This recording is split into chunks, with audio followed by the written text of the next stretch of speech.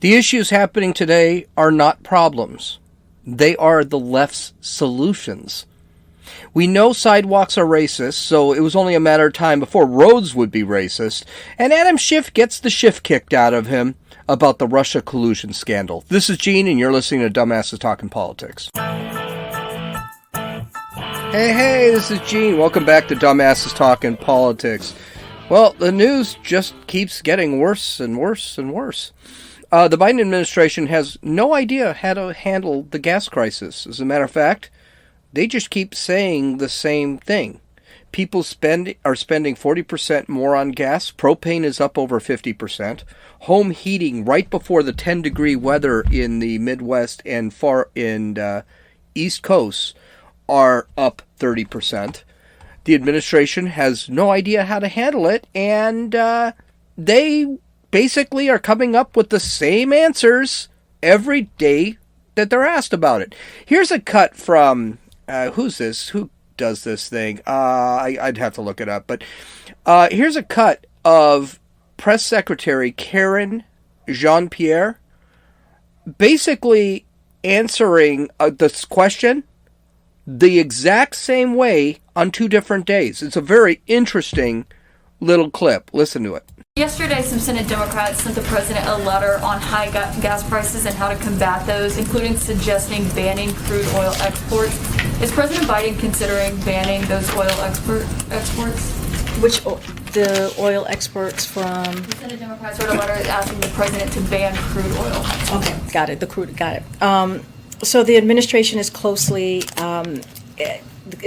and directly monitoring the situation, but we're monitoring it, right? We're monitoring the prices, and we're making sure that we have tools in our tool belts that we can try and use. But at this time, I don't have anything new to share. As we've said before, we've communicated with FTC, right, to crack down on illegal pricing, and are engaging with countries and entities around the OPEC plus on increasing supply. We're looking at all the tools in our arsenal and have a number of tools in our arsenal, as I just mentioned. We're very concerned about the impact of high energy prices on consumers, especially as we enter the colder months.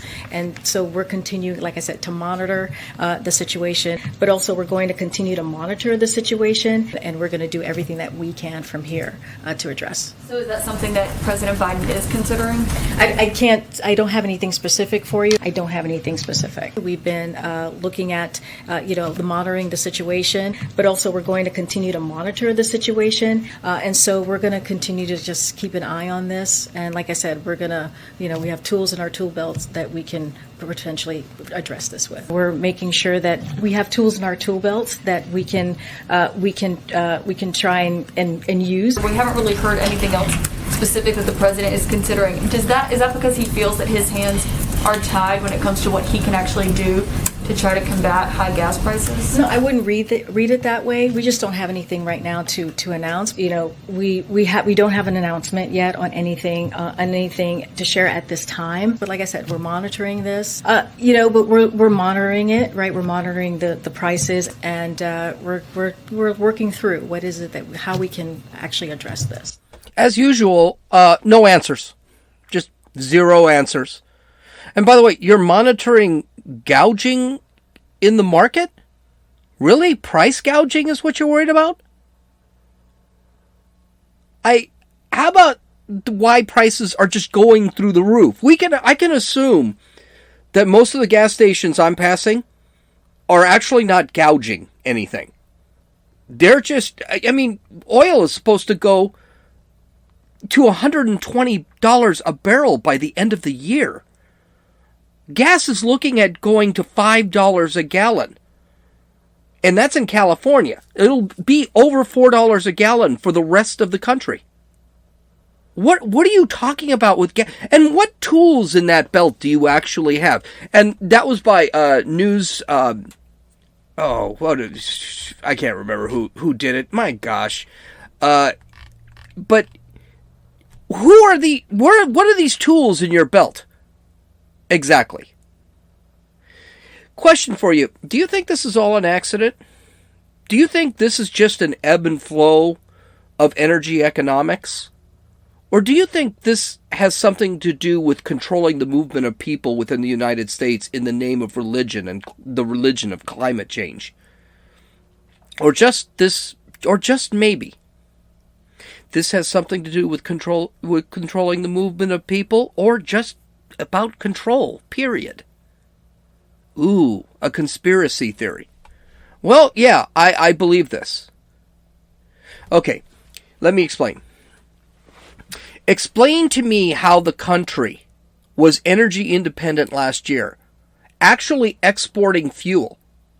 And this year, Joe Biden is on his knees begging OPEC to produce more oil to lower gas prices in the United States.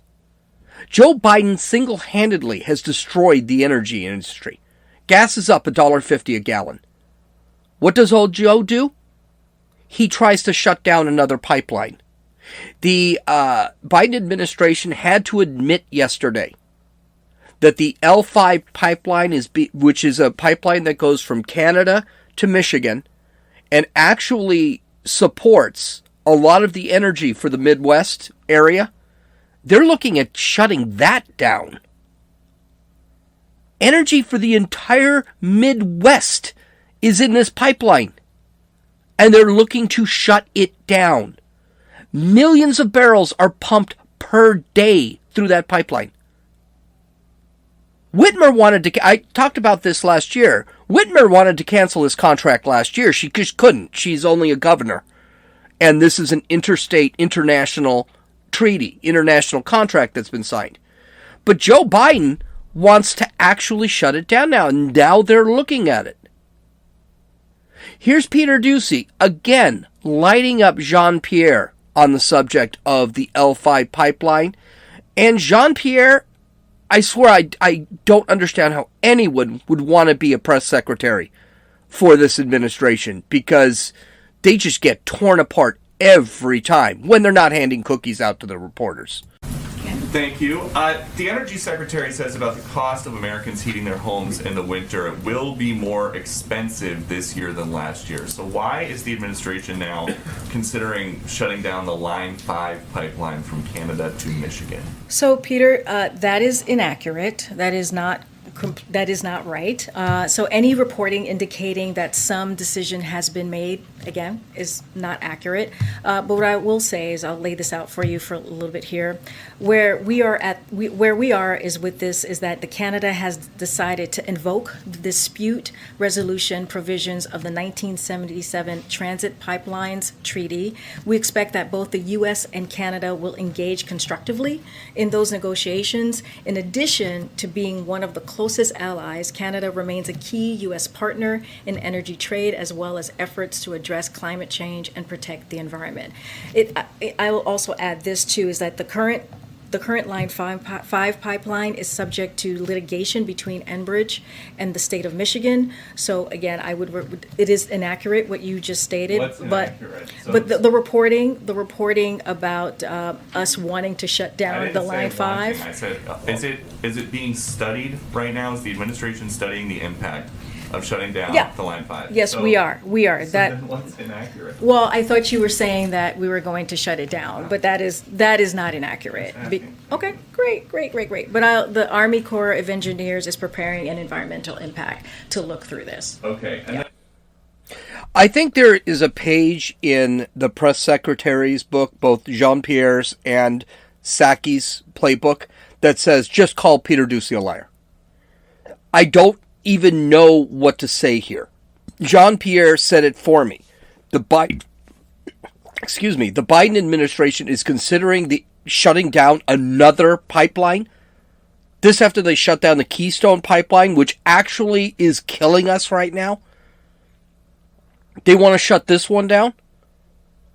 When they say they're studying the climate impact, the environmental impact of the Keystone, of this pipeline, this L5 pipeline, that means they're going to shut it down. It is going to get shut down. So here's the question for you. Is destroying the energy industry in the United States part of the Biden administration's goal? This is not a conspiracy theory. The answer is yes. There's a lot of evidence of this. that they've been trying to destroy. The coal industry, the oil industry, the natural gas industry, they're trying to kill it. Barack Obama said Americans should get used to not traveling like they currently did at the time. In 2008, he said that. Alexandria Ocasio-Cortez said that all travel in the United States will be done by rail. No cars, no planes. What's the easiest way to eliminate travel and fossil fuel usage? Make fuel so expensive and hard to come by, no one can use it. That's Biden's plan. And here's something wild and crazy. They're not hiding this. Here is Saul Omarova. She is actually going to be, she's going to be the Secretary of Banking. So she's going to be watching the banks. This is a woman who was trained in the Soviet Union. She got her education from the Soviet Union, from the Moscow University or something. Okay? She talks about actually bankrupting the oil industry. And this is someone that Biden actually nominated. Nikki Mack will be able, the NIA will be able to negotiate equity stakes in private enterprise that receives that public aid, be it part of the systemic bailout or be it part of, for example, individualized restructuring help, for example, for certain troubled industries and firms that are in transitioning. And here what I'm thinking about is primarily coal industry and oil and gas industry. A lot of the smaller players in that industry are going to probably go bankrupt in short order. At least we want them to go bankrupt if we want to tackle climate change, right? This is insane. This is absolutely insane. She is calling for the bankruptcy of the energy industry. The industry, hey, newsflash, do you think we have what we have today in the United States without fossil fuels? Do you think we would be... You can't buy a Tesla.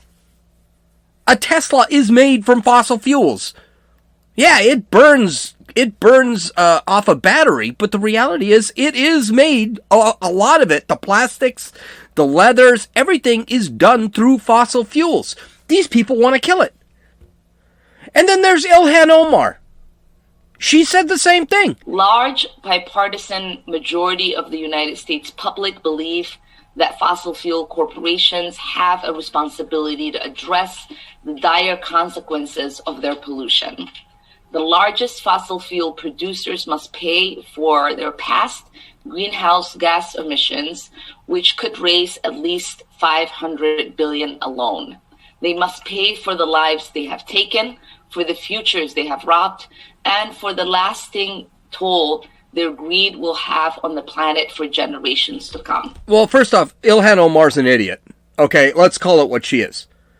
But do you still... First off, and the other thing that I do want to point out, Ben Shapiro pointed this out today, is that we've been using the oil. It's not the oil industry's fault that people are driving cars and people are using oil and energy. I mean, you're punishing the corporations that are providing us with what we are using. So that's crap right off the bat. But do you see why it's very easy to believe that the Biden administration really wants this?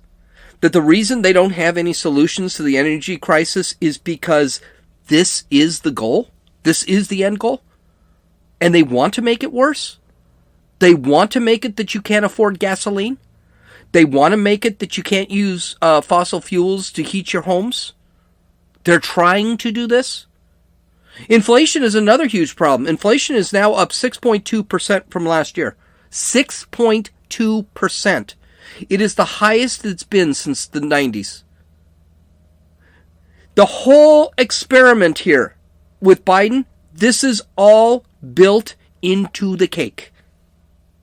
You think inflation? No, they want you to buy less.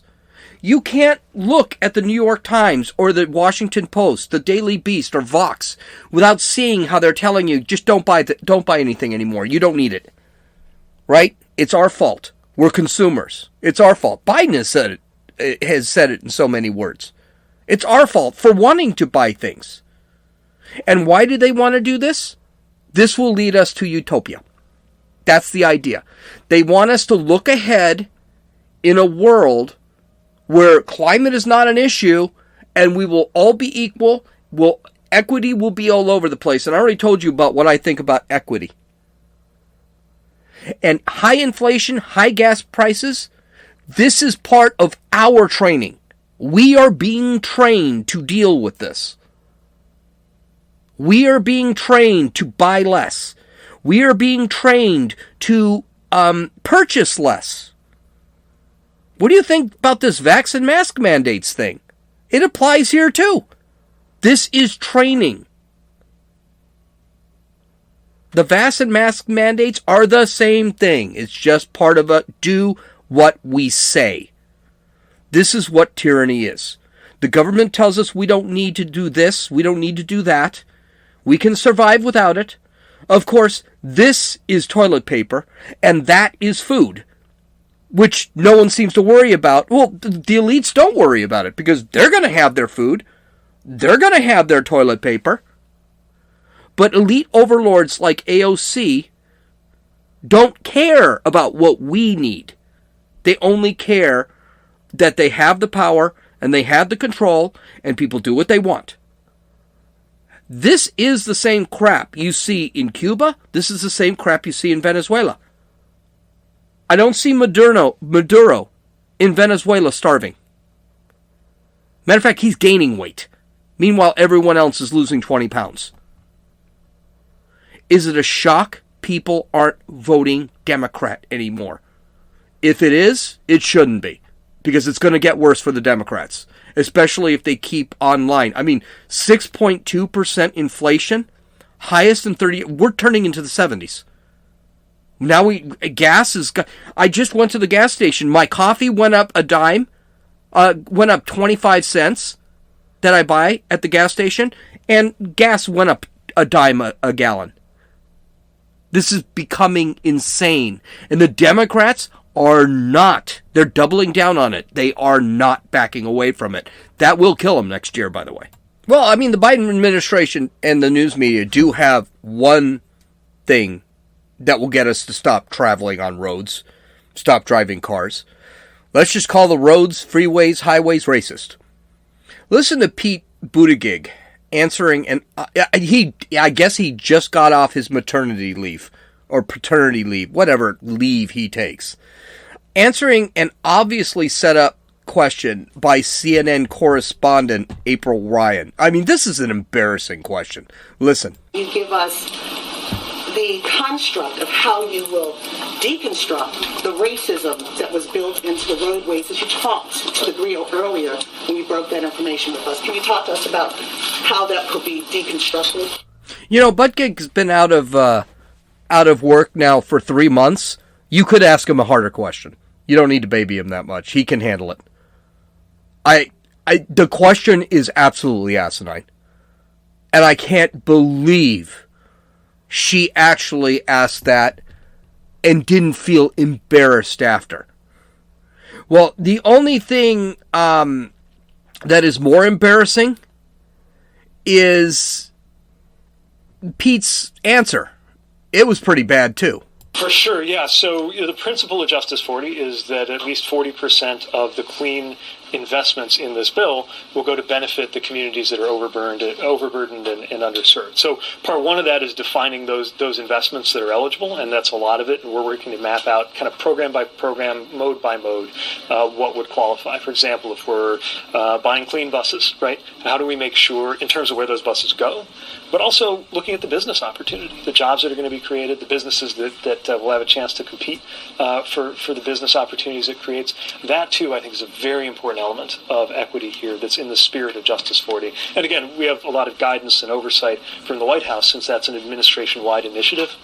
But we know that we've got to build our own internal kind of ways of aligning and defining that inside the administration. As to where we target those dollars, you know, I'm still surprised that some people were surprised when I pointed to the fact that if a highway was built for the purpose of dividing a white and a black neighborhood, or if an underpass was constructed such that a bus carrying mostly black and Puerto Rican kids to a beach, or that would have been in New York, was designed too low for it to pass by, that obviously reflects racism that went into those design choices. I don't think we have anything to lose by confronting that simple reality, and I think we have everything to gain by acknowledging it and then dealing with it, which is why the Reconnecting Communities, that $1 billion, is something we want to get to work right away, putting to work. That was a long clip, and I actually played that long clip for a reason. Okay, I'm a pretty smart guy. I didn't go to Harvard. Okay, I went to Cal State Northridge. Go Matadors. But I can tell you one thing. What exactly did he say? What in that 2-minute diatribe that he went on, he not only didn't answer her question, he didn't really say anything. He speaks fast. He's eloquent. He's a very good speaker. Okay, even though he takes 3 months off because he's got twins that I guess his husband can't take care of. But I'm just curious as to what he said in that entire speech, except to agree with her that asphalt is racist.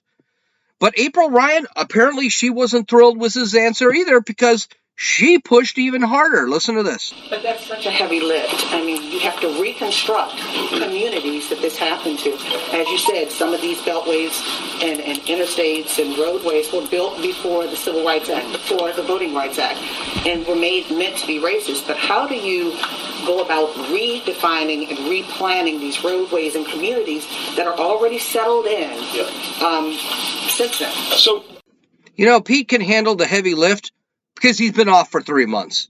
I'm sorry I'm going to beat on that, but I just wonder. Again, nobody knew the guy was off for 3 months. We're in the middle of a supply chain crisis, and they're pushing an infrastructure deal, all of which involves the Secretary of Transportation, and he's been gone for 3 months, and no one recognized he was gone. So he can handle the heavy lift, April. Don't worry about it.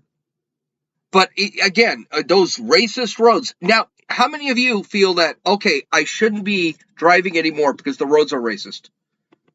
Dave, you're out there. You're Hispanic. You probably don't want to drive on the freeways anymore because they're racist, dude. I asked Josie today, do you think the roads are racist? And she said, what? And that was about it. Okay, here's Pete's answer again, which I guess we could call it an answer. What's interesting is it's going to vary by community, and we have to listen to the community. Sometimes it really is the case that an overpass went in a certain way that is so harmful that it's got to come down or maybe be put underground. Other times, maybe it's not that way. Maybe the really important thing is to connect across it, to add rather than subtract. And that's where we don't want to impose a one-size-fits-all answer from here. But when we were out in Syracuse, for example, looking at I-81, we saw the local vision for how they want to get past those divisions, and those local ideas are going to be taken very seriously as we try to meet the spirit of this law. Thank you, Secretary. I want to point out that I actually played the entire answer here. Okay. The answer took 3 minutes, and basically it took him 3 minutes to say, I don't know how we're going to do it. I have no idea. We're going to figure it out. Pete is a great politician. He talks fast. He's intelligent. He's perfect for the Biden administration because when he doesn't have an answer, he just ignores it. The problem is we are now listening to these answers. That's not a good thing for Pete Buttigieg. It's not a good thing for April Ryan. It's not a good thing for Joe Biden. It's not a good thing for Jen Psaki. Not a good thing for Karen Jean-Pierre. We're listening to what these idiots are saying, and we're not buying it anymore, as we saw last week in the election.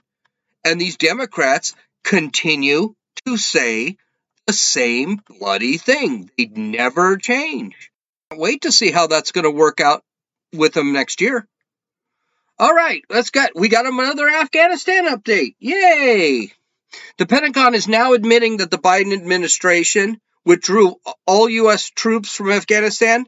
Several dozen immediate family members of the U.S. service members are still trapped in Afghanistan. Again, there's no talk about it. No one talks about it. It's not a big deal. The memo from the Pentagon states, quote, the DoD places a high priority on immediate family members of U.S. citizen or LPR military personnel, active duty, reservists, and members of the National Guard, and DoD civilian employees. Immediate family members eligible for facilitated departure from Afghanistan are defined by U.S. citizen and immigration services as the spouses and unmarried children the ages of 21 of U.S. citizens and LPR military personnel and DoD civilian employees. That's what it says. I'm not kidding. We understand that many U.S. military personnel and DoD civilian employees have extended family remaining in Afghanistan.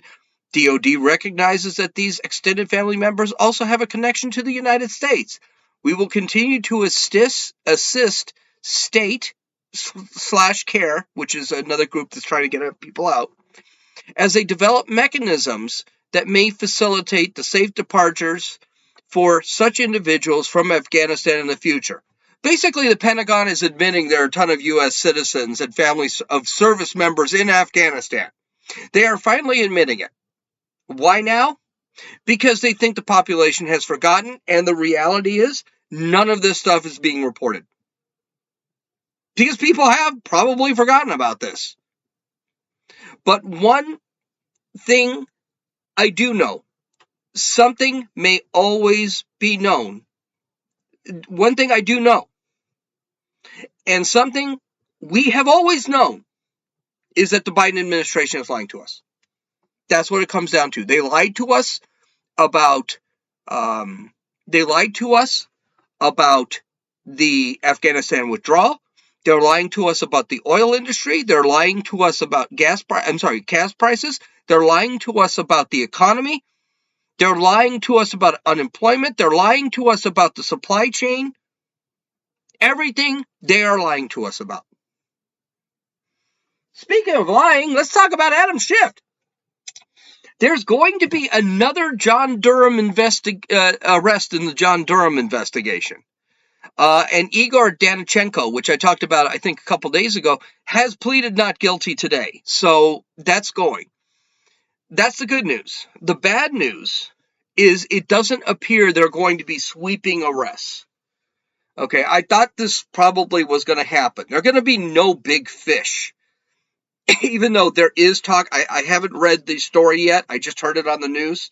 But there is talk, there might be a very high profile arrest soon. But we don't know.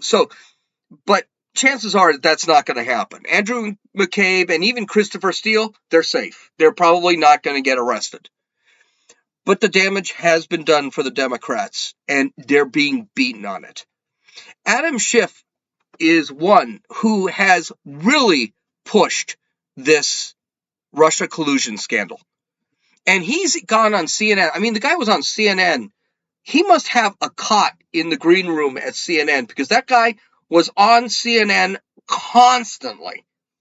And on CNN, he kept saying, I've got evidence, and we should impeach because I've got evidence. He kept saying all of this stuff. And we sat back and we listened to him waiting for this evidence, and it never came. Well, Adam Schiff went on The View and was questioned by actually a conservative, Morgan Ortagus, and it didn't go well for Schiff. So here's her question. So I want to ask you about something that's in the news a lot right now. You've been really prolific over the past few years being the head of the Intel Committee, and you defended, promoted, you even read into the congressional record the Steele dossier. And we know last week the main source of the dossier was indicted by the FBI for lying about most of the key claims in that dossier. Do you have any reflections on your role in promoting this to the American people? Oops. Schiff never got a question like that on CNN or MSNBC. His answer was, let's just say, less than satisfactory. Well, first of all, whoever lied to the FBI or lied to Christopher Steele should be prosecuted, and they are. And unlike in the Trump administration, if they're convicted, they should go to jail, not be pardoned. So Donald Trump pardoned Roger Stone for lying. He pardoned Michael Flynn for lying. If people lied to the FBI, they should go to jail. But at the beginning of the Russian investigation, I said that any allegations should be investigated. We couldn't have known, for example, people were lying to Christopher Steele. So it was proper to investigate them. And let's not forget what we learned in that investigation. We learned that the Trump campaign chairman, Paul Manafort, was giving internal polling data, campaign polling data, to Russian intelligence while Russian intelligence was helping the Trump campaign. And to be clear, he was fired halfway through the campaign. Well, he may have been fired, but the effort to get Russian help continued, and even beyond the effort to get Russian help. But you may have helped spread Russian disinformation yourself for years by promoting this. I think that's what Republicans and what people who entrusted you as the Intel Committee chair are so confused about your culpability in all of this. Well, I completely disagree with your premise. It's one thing to say allegations should be investigated, and they were. It's another to say that we should have foreseen in advance that some people were lying to Christopher Steele, which is impossible, of course, to do. But let's not use that as a smokescreen to somehow shield Donald Trump's culpability for inviting Russia to help him in the election, which they did, for trying to coerce Ukraine into helping him in the next election, which he did, into inciting an insurrection, which he did. None of that is undercut. None of that serious misconduct is in any way diminished by the fact that people lied to Christopher Steele. Okay, there's a lot to unpack here. So, first off, he continues to go after Trump. This is what Democrats do. He is cornered in a question. They always tried to raise that shiny bauble they called Donald Trump to look away from the real problem. And the real problem is, Adam Schiff said this was a open and shut case about the Steele dossier. Open and shut case about Trump being guilty, colluding with the Russians. And the reality is, no. He never did it. By the way, Michael Flynn, Paul Manafort, and a bunch of other campaign guys whose names I can't remember actually did go to jail. So, right off the bat, him saying, well, the Trump administration, they never went to jail. Yeah, they did. Yes, they did. They got pardons later. But they all went to jail. And what does he mean that there is no way they knew someone was lying to Christopher Steele? That's where an investigation takes place. Right? That's what he was supposed to investigate before he brought up those trumped-up impeachment charges. I don't understand. You're accusing the President of the United States of colluding with the Russian government. Your sole source of proof is the Steele dossier, and you didn't investigate to see if the Steele dossier was good? I mean, literally the only, or figuratively, I don't know how to interchange those words, but the only evidence they had was that Steele dossier. That's all the FBI had. That's where the FISA warrants came into play. He also refuses to he also refuses to acknowledge that when Trump saw issues with his people, he dealt with it. When Manafort, who's a very sketchy guy, they found out things about Manafort, he fired Manafort. Finally, the only smokescreen that he's talking about wasn't created by Trump, it was created by him. Don't forget, this guy had said for months and months on CNN and MSNBC, he had proof. He never had proof. The only proof he had was the Steele dossier, and now it turns out it was all a freaking lie. Finally, I'll skip the erection misspeak because I think it was. Everyone else is talking about it. But Schiff's entire case for impeaching Trump was the Steele dossier. He's saying Trump is guilty even though the one piece of evidence he has is false. He's still calling him a piece of crap. Even though the Mueller investigation said, yeah, Trump didn't negotiate. And the Mueller investigation doesn't like Trump. Those people did not like Trump. But even they said, yeah, he didn't collude with the Russians.